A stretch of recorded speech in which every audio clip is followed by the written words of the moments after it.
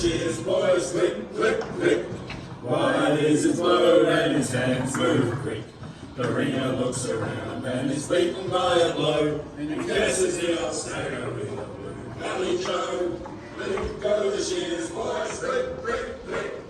Wide is his blow and his hands move quick. The ringer looks around and is beaten by a blow, and he guesses the old stagger with a blue valley Joe.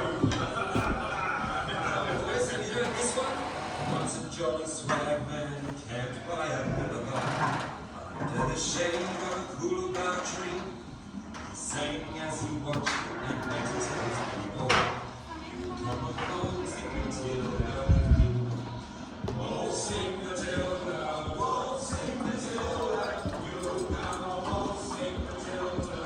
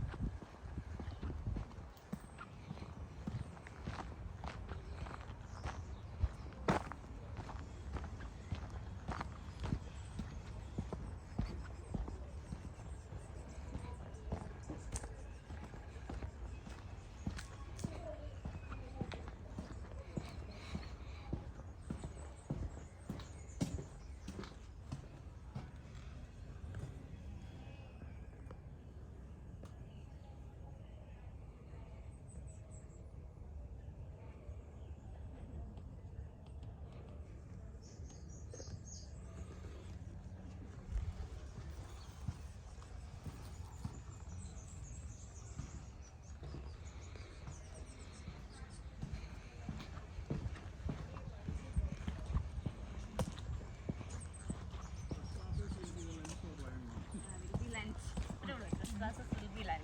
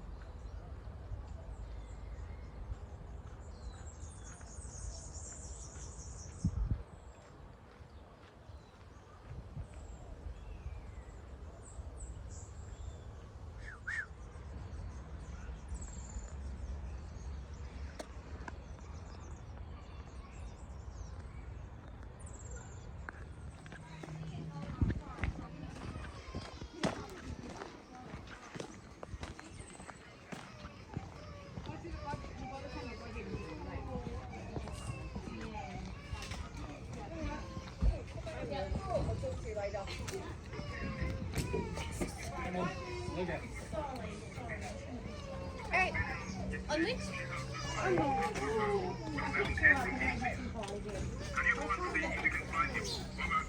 Jonathan Day saw him yesterday. He got to the village like everyone was saying. They're leaving He you. was going to check on the village.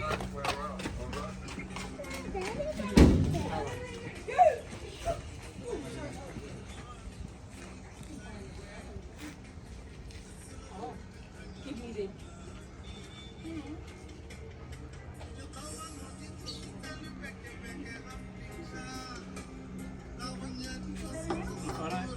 No, that's okay.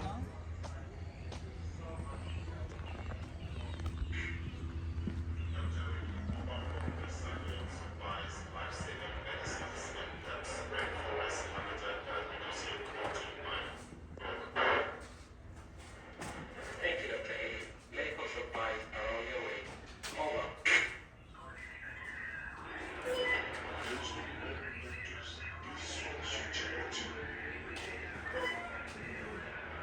Switching over to channel 2 now. Over.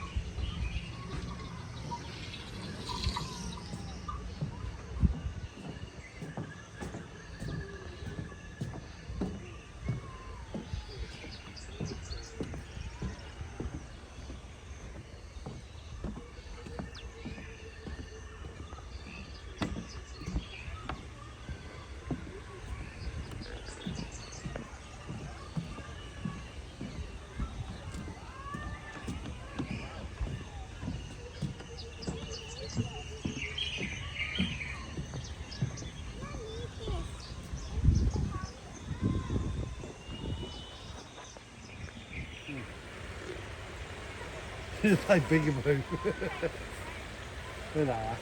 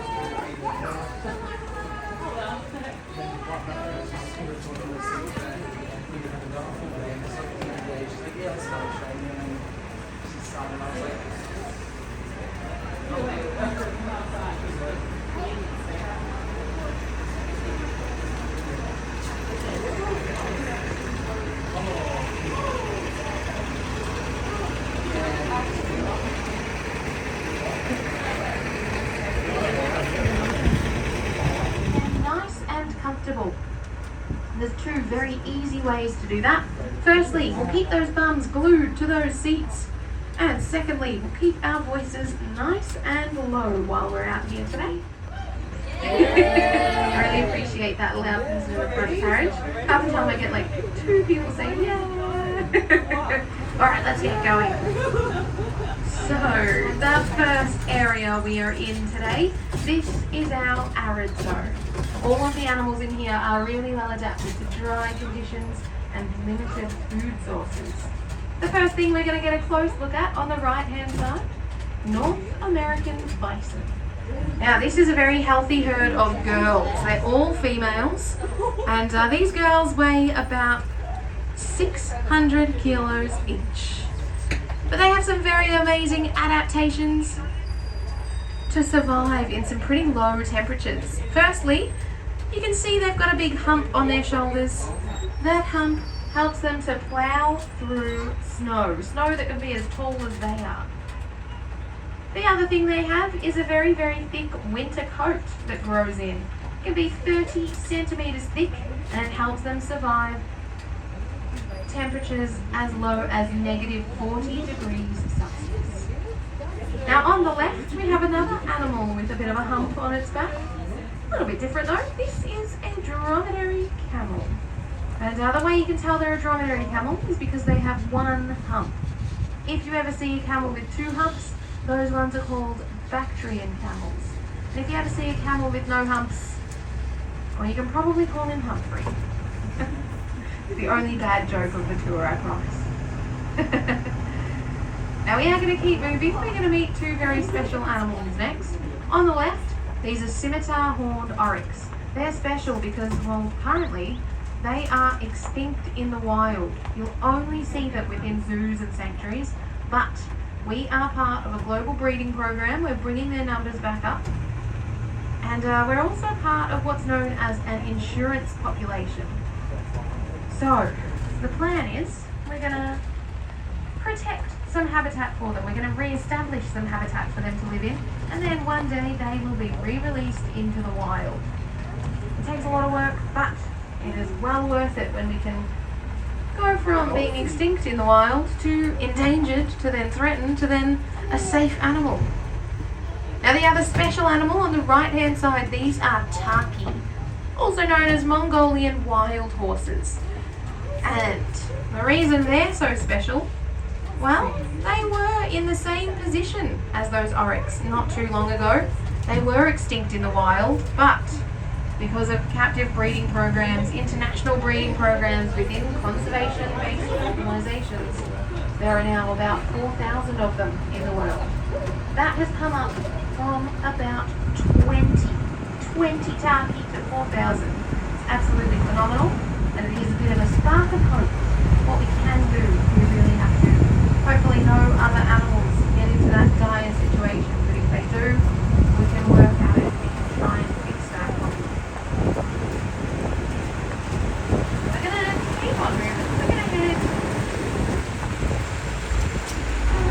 our arid zone over to, well, the wettest area in the entire zoo next. And it looks like, oh, hey, going ahead of us on the tractor there.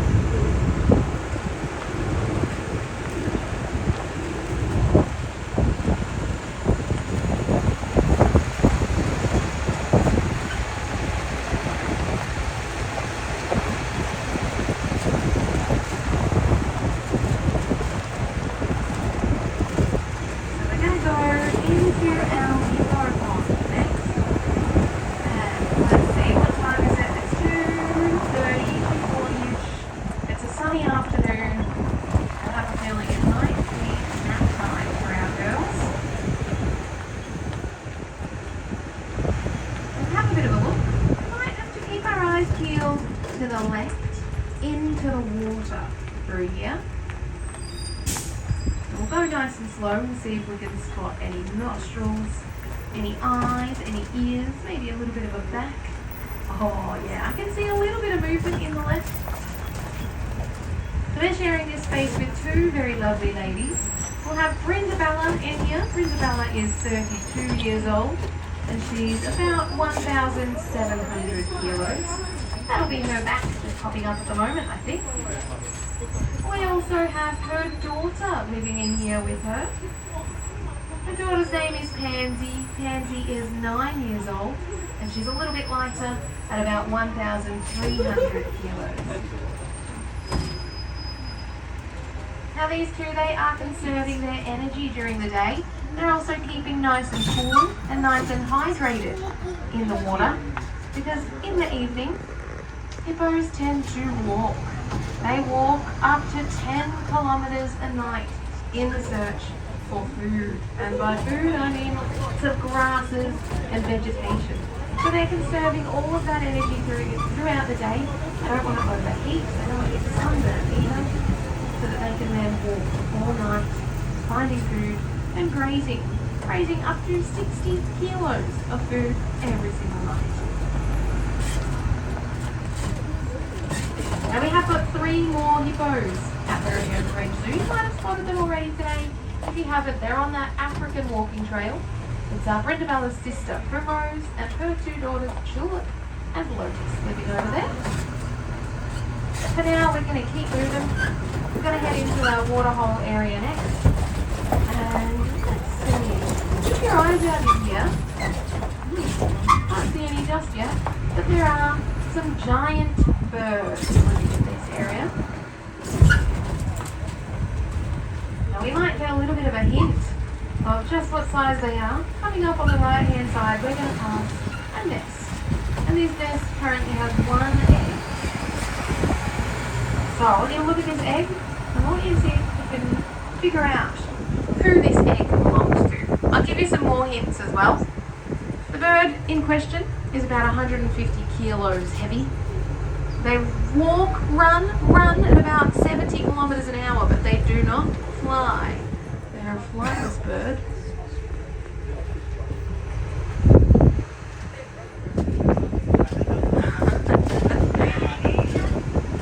They are ostriches, if you guessed it. You might spot 1 or 2 behind the ridgeline, but they're doing a very good job of hiding right now. Keep those eyes out a bit further around the bend here.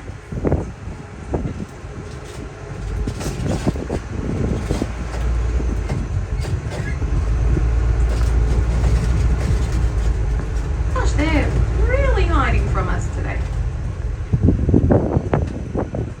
That's alright. We'll see a couple more animals, and then we might spot at least one of the ostrich girls. If we don't, we'll spot the boys down on the Savannah a bit later. So next up in here, we have 2 antelope species just over on the left hand side.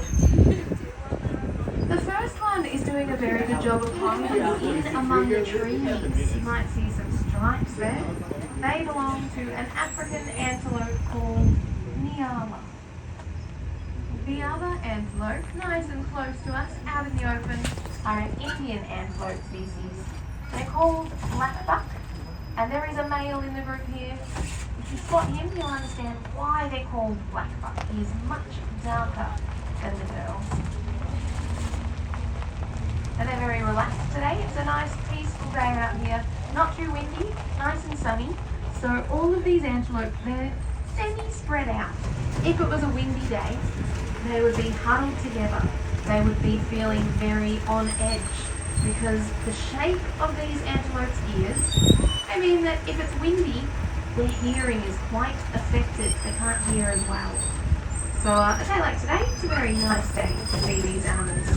Oh, and here are a couple of our girls, hiding over on the right, 2 of our ostrich girls. I knew they'd be here somewhere. There are actually 6 in this area. I'm sure we'll get to see a few more on the way back through later.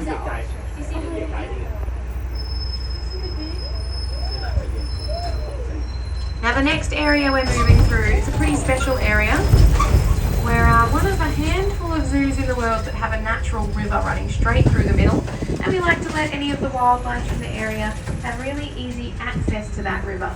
So if you look at the fences in here, you'll notice they're cut off at the bottom. As we cross the Werribee River today, we're going from Bunurong country into Watherong country. And inside some cultures, that borderline between countries can be quite a tumultuous place, but in Aboriginal culture, it's a really sacred space. It's a place for meeting, sharing, and storytelling. So we're crossing over some pretty amazing land right now, and I'd like you to think that continuing on with those today.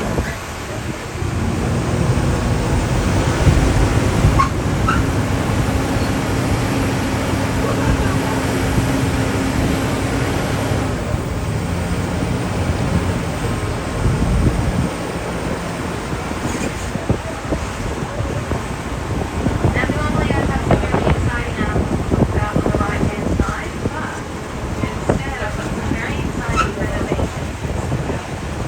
We're building some new fences in here. We're going to move the bison and the turkey from that arid zone into this area. And then we're going to build a walkway where those bison and turkey are.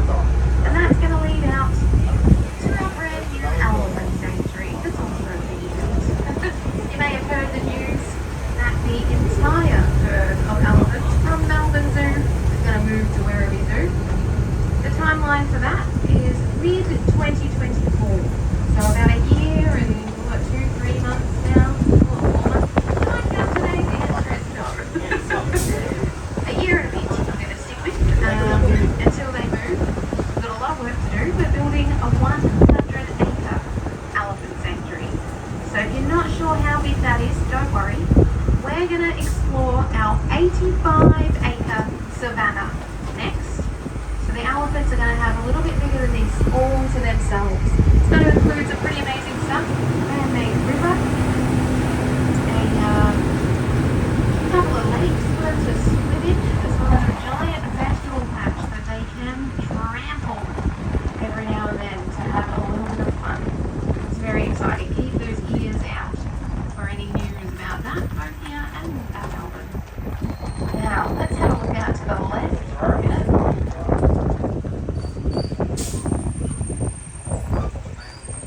And, if you're on the right, as we come through here, you might also spot 3 hidden rhinos to the right, just over this hill here. If you can spot them, get a look at what colour they are. So these rhinos, they're considered our off-display rhinos. They've got this whole area back here that stretches right back a bit further, around the bend as well. And they're off display. We're not meant to be able to see them, but every now and then you get a little glimpse. Now I hope you noticed what colour they are. I'm going to compare them to the colour of the rhinos that is down on display. Oh, I should say as well, I've got a task for you.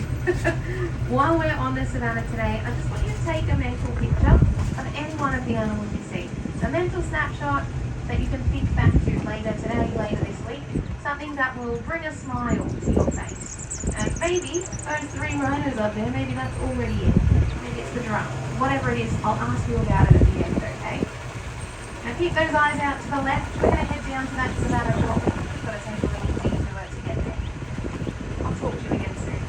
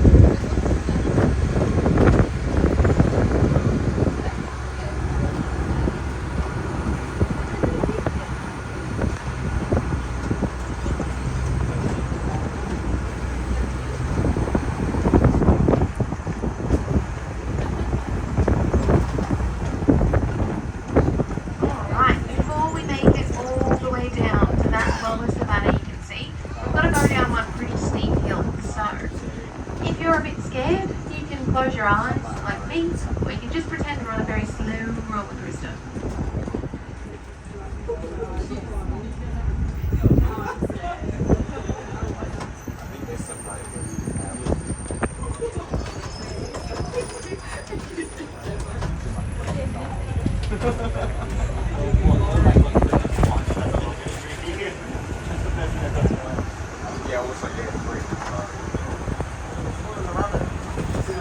Alright, welcome to our lower Savannah.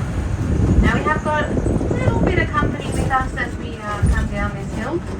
You'll be able to spot a few of our male scimitar horned oryx down here. We had the family herd up in the arid zone. Got a bachelor herd with us down here, so these are all boys. But everything else we're going to have to drive a little bit to go and see. So while we head over to the other animals, I want you to keep your eyes out for any giant piles of rhino poo. Believe it or not, that rhino poo is one of the most interesting things down here. Because rhinos, they can't see very well, but they have an exceptional sense of smell. So if they find something they like, fresh grass, a waterhole, they do a poo next to it, so they can smell their way back to it later. It's like their very own poople maps. They also use it as a very good territory marker. So you and I, we might build a fence around our property. They will just poo all around it. So if any other male wanders in to this territory, they know there's another rhino living here, and they know there might be a bit of a challenge up ahead. Now you can spot those rhinos out to the right. Get a little bit of a look at them now, but we are going to get much closer to them on the way back. We'll head over to that road that's running right next to them. The other thing you'll notice while we're down here, some of our male ostriches. Now you can tell they're the boys, they've got these striking black feathers. And those feathers, well, there's a couple of reasons for them. Firstly, they're a very fancy way of attracting a mate. They're very good for attracting a girlfriend. But secondly, they're really good camouflage. Oh, we're getting a big whiff of rhino poo just there, by the way. So those feathers, a male ostrich tends to sit on the nest in the evening, whereas the girls sit during the day. So it's a little bit of camouflage. It helps to protect their eggs.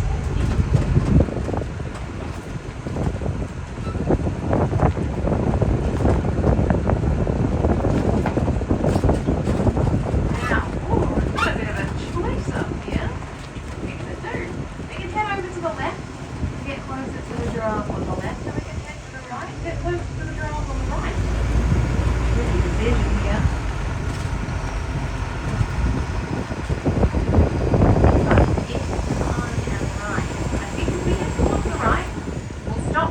We'll wait and see if the other three come over, but there is something very special down the end of this road here. So it's well worth it. So the three giraffe all the way on the left-hand side, we have Jelani, our palest, standing sort of to the left. Next to him, Armani, our tallest boy, who is, well, he's one of the tallest in the world actually, recorded. He's about 6 meters tall. Just in front of them is Connor, our youngest giraffe. They think they've spotted something through that area. They probably have.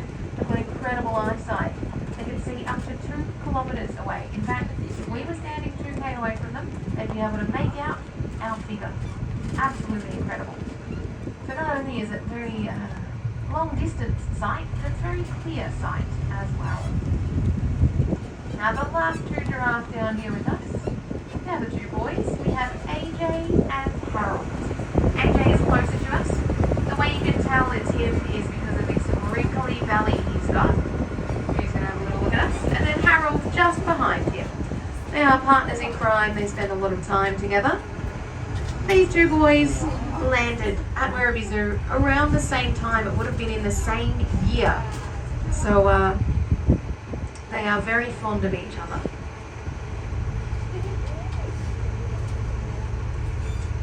Now they're busy at the moment. They are eating. They spend about 16 hours a day eating. And at the minute they're working on the leaves in this pile here. So they'll strip the leaves off those branches. And once they've stripped the leaves, they'll strip the bark off the branches as well. And once they've done that, there's a stick left behind. And they'll leave that stick on the ground for a day or so, until all of the sap has started to ooze out of that stick. And once that happens, it becomes very tasty. So then they will eat the stick as well. And you can see their tongues at work here as well. They've got a really long tongue, about 50 centimeters, so they can reach to the very far branches of trees. But it's also a weird colour. It's a bit of a blue colour, if you can spot it there. That's because they do spend so long eating every day. They've got extra melanin in their tongue so that it doesn't get sunburned.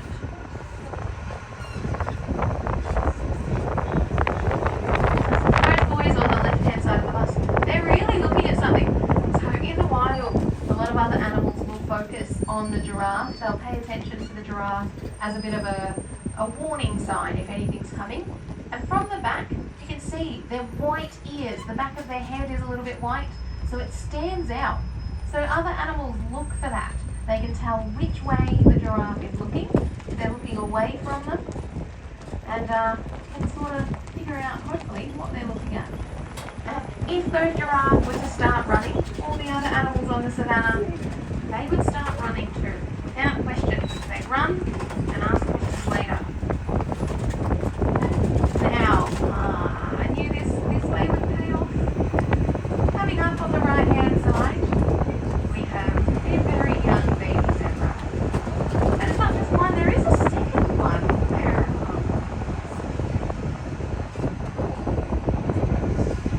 So the one that we can see out in the open, oh, a little bit of movement in there. Oh, alright, I might pause just here. This way, other way. Joe, this way. There you go. Alright. So, there are two baby zebras. On the right-hand side of the bus, this is the youngest. That is 1 day old. Was born yesterday morning. On the left-hand side of the bus, where have they just gone? Into my blind spot, I think. That will be Mamello. Mamello is 5 days old now, so still very young. And you saw that movement there. All of the zebras are a little bit on edge because of these new babies. They're very cautious of any noises they hear, anything that happens. They're very, very cautious, very, very jumpy at the minute. So nice to be able to see that. Now I should point out, you can see those incredibly long legs, right? Those babies' legs are almost the same length as their mums as soon as they're born. So they can stand up within about 5 minutes. They're running in 15, walking in 15, running within the hour. And you can see they run at about the same speed as mum, which is incredible. Now another young zebra, about to have a drink from mum just on the right at the front. This will be Doublet. Doublet is about 5 months old now. So you can see there's a bit of growing to do for that 5-day-old to catch up to this 5-month-old. But as this 5-month-old is so close, a bit more movement.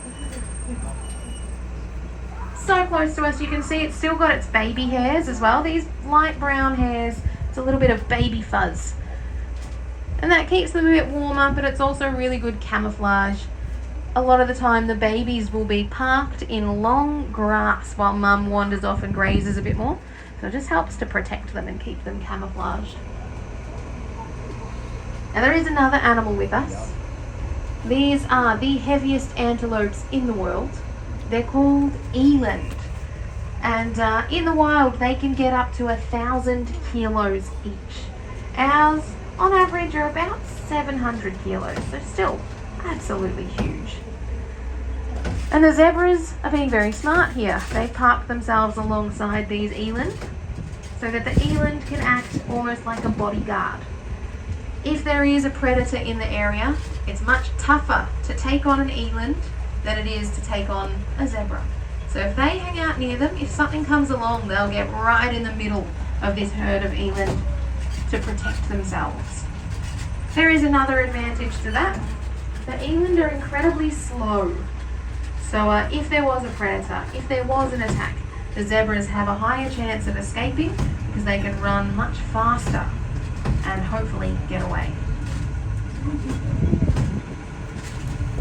Oh, that baby zebra, its long legs, it's so cute.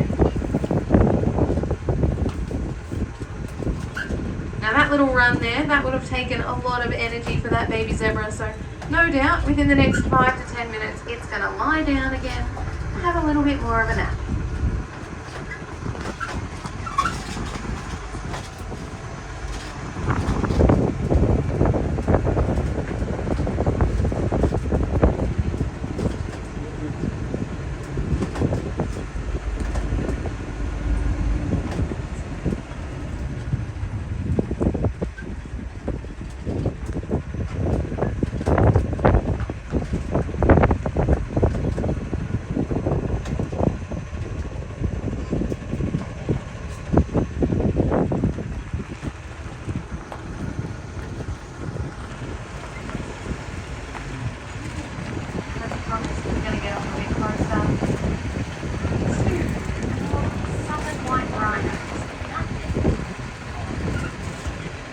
Now if you did glimpse the rhinos up the top there, you would have noticed they're kind of they were a bit of a red colour almost, around red and gold.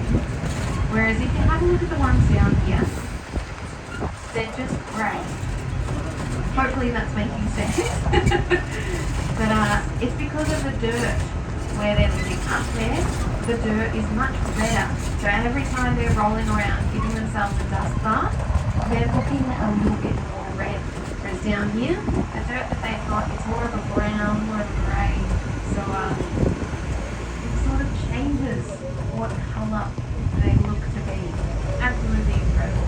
The same thing happens in the wild. You can spot one that can be a really dark colour, and it's just to do with where they're living. Now I will point out as well, their southern white rhino is definitely not white.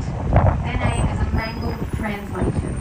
It's from the Afrikaans word white, which means wide. And that's in reference to the very wide mouth that you can see, which makes them perfect at grazing grass. So we've got 3 down here with us. At the back of the group is our young boy, that will be Kafaru. He is 12 years old. The 2 at the front, on the left hand side is our grandma, that long straight horn. That's Marke. Marke is 42-ish. And just to the right of Marke is her granddaughter, Kapenzi. Kapenzi there is 9 years old. And all 3 of the rhinos down here are really special, really important rhinos. Kapenzi and Kafaru, they are the future of our rhino breeding program. We're hoping one day they'll have some young rhinos of their own. But Marke there, the grandma, she is pretty much the founder of this breeding program.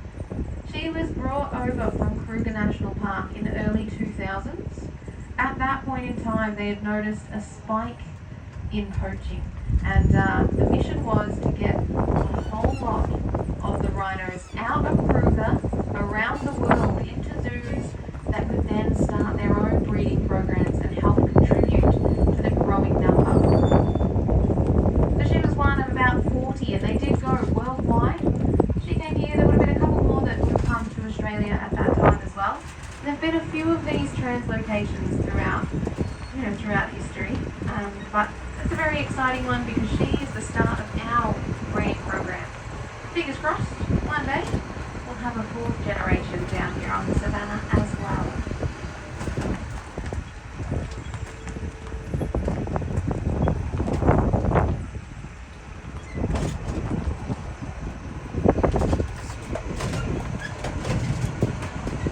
Alright, we're going to loop around, we're going to start heading back out of this Savannah, but before we're out, I have a really, I've said it twice now. Put your hand out back there if you would like to smell like rhino poo. You might have got a whiff of it earlier. You know what it smells like, but do you want to smell it? Well, if you said no, that's okay. No judgment from me. If you said yes, I actually think you're pretty smart. Those baby zebras we met, as well as some of the other small animals that live on savannas, they roll around in rhino poop to make themselves smell like a rhino, so any predators in the area will leave them alone. So if I asked again, do you reckon your answer might change a little bit?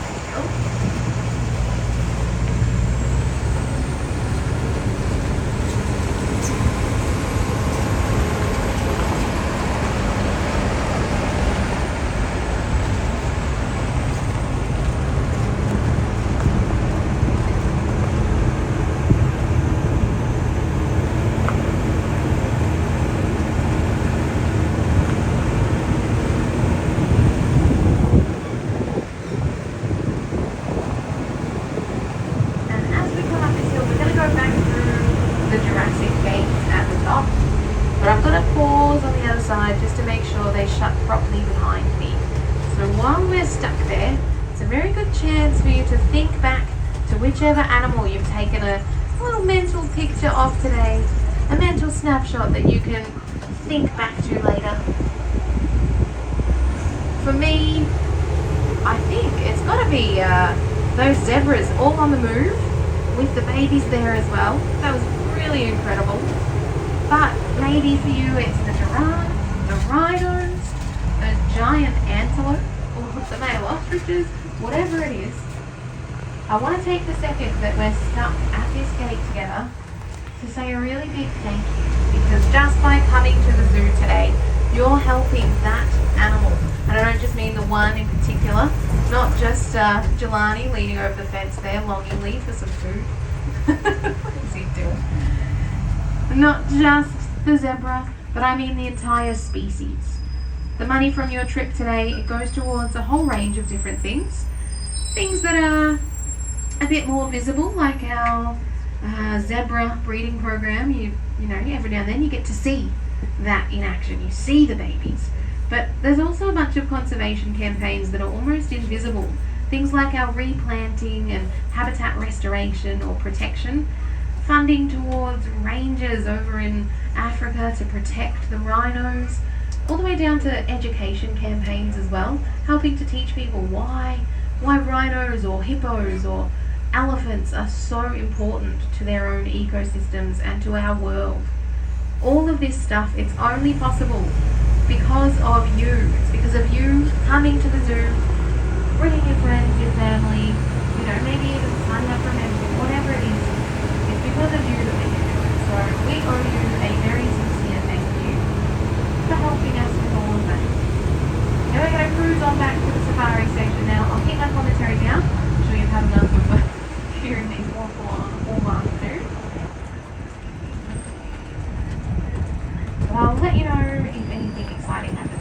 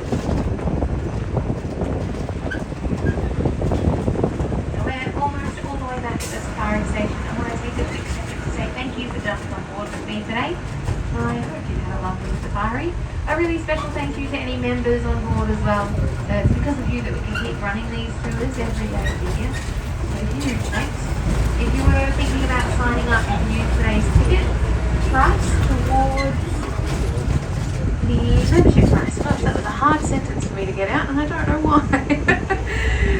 As we pull into the station today, if you could just stay in those seats until I get the doors open for you. The doors go very slowly, so just give me a